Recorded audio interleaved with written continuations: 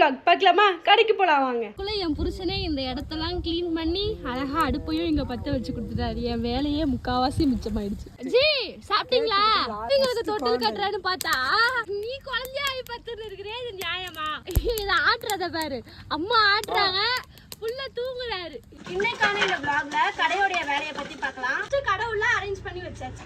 First வாட்டி வடிக்கிற சாப்பாடை இந்த குண்டான்ல கொட்டிட்டு திரும்பி தண்ணியை புடிச்சு வச்சு அடுத்த சாப்பாடு வடிப்பேன்.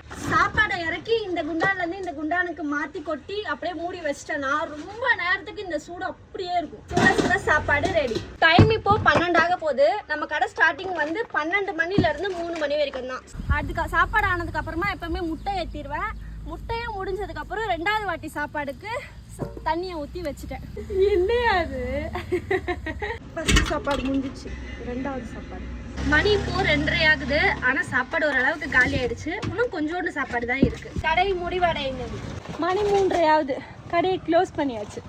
ரோஸ் மில்க் எப்படி இருக்குப்பா? ரோஸா இருக்குமா? இவனை நம்ம வீட்டுக்கு எடுத்துட்டு போலான்னு வந்திருக்கோம். அவுட்டிங் வெளியே வந்திருக்கோம். விலை 2.25 லட்சமா.